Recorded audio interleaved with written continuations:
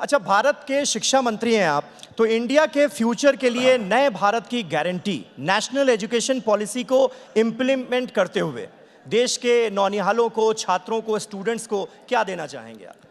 देखिए, 3.5 दशक के बाद 2020 में राष्ट्रीय शिक्षा नीति प्रधानमंत्री मोदी जी ने देश के सामने रखा। 2-3 छोटे छोटे फीचर्स में कहूंगा कम समय में शिक्षा नीति के बारे में।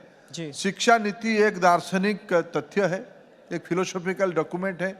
भारत को 21वीं सदी में एक वैश्विक जिम्मेवारी लेने के लिए तैयार करने में, अपने नई पीढ़ी की कंधे पे उसको भरोसा के साथ रखने के लिए राष्ट्रीय शिक्षा नीति की कल्पना की गई है। जी। भारतीय भाषा, स्थानीय भाषा के माध्यम से शिक्षा व्यवस्था गहरा रूटेड हो, जड़ से जुड़ा हुआ हो और फ्यूचरिस्टिक को, भविष्य को पकड़ने के लिए शिक्षा काम पे आए, ज्ञान भी मिले, दक्षता भी मिले।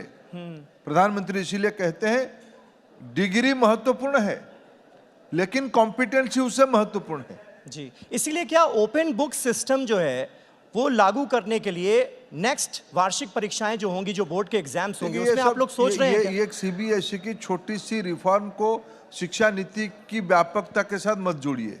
अच्छा, शिक्षा नीति अगर व्यापकता के साथ मैं कहूं, पहले हमारी 5 विषयों पे स्कूलों में पढ़ाई होती थी। जी।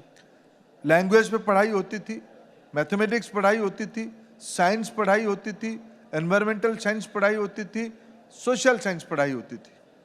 ये 5 ही कंपलसरी विषय होते थे 6वीं से 12वीं तक। अभी राष्ट्रीय शिक्षा नीति में उसमें हमने 3 और विषय को जोड़ा, जिसमें व्यक्ति की और लड़के की क्रिएटिविटी, क्रिटिकल थिंकिंग और व्यक्तित्व विकास और बढ़ेगी।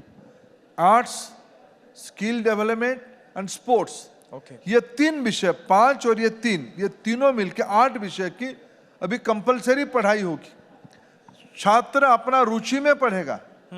स्पोर्ट्स यानी एक ही प्रकार की स्पोर्ट्स नहीं होगा, जिस स्पोर्ट्स में उसकी रुचि है, खेलने कूदने में, उसको ही पढ़ाई की हिस्सा उसको मनाया जाएगा, उसको सब्जेक्ट दिया जाएगा, उसकी क्रेडिट रेटिंग में उसकी क्रेडिट पॉइंट वो अर्न करेगा।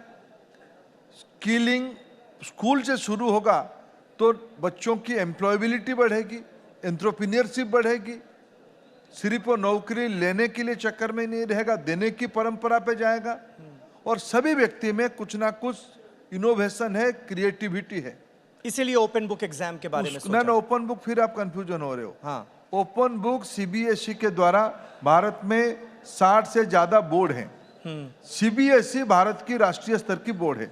उन्होंने एक छोटी सी पहल किया है। अच्छा, मूल विषय भारत की शिक्षा देने की प्रणाली में मातृभाषा में शिक्षा दिया जाएगा, ये एक रिफॉर्म है। जी। स्किलिंग करवाया जाएगा पढ़ाई के साथ साथ, ये स्ट्रक्चरल रिफॉर्म है।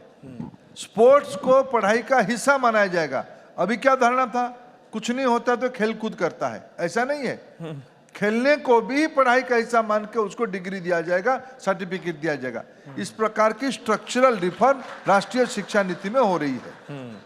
तो इंडिया के फ्यूचर के लिए ये नए भारत की गारंटी होगी, जिसका आपने जिक्र किया। धर्मेंद्र जी, बहुत बहुत शुक्रिया हमारे साथ बातचीत में जुड़ने के लिए और इतनी अहम जानकारियां हमें देने के लिए, और सरकार की नीतियों के बारे में भी जो आपने आगे का एक प्लान आज दिया है, बताया है। मुझे लगता है कि बहुत लोग देश में आपको इस वक्त सुन रहे होंगे और उनको ये जानकारी होगी कि आगे इसे लेकर सरकार की सोच क्या है नेशनल एजुकेशन पॉलिसी को लेकर। बहुत बहुत शुक्रिया, बहुत बहुत शुक्रिया। शुक्रिया धर्मेंद्र जी, शुक्रिया समीर। और मैं अनुरोध करूंगा धर्मेंद्र जी, आप कृपया मंच पर रहें। और मैं अनुरोध करूंगा कि पूनावाला फिनकॉर्प के एमडी अभय भुद्दा और TV9 डिजिटल HSM के ग्रुप एडिटर पानिनी आनंद मंच पर आएं और धर्मेंद्र प्रधान जी को शॉल देकर सम्मानित करें।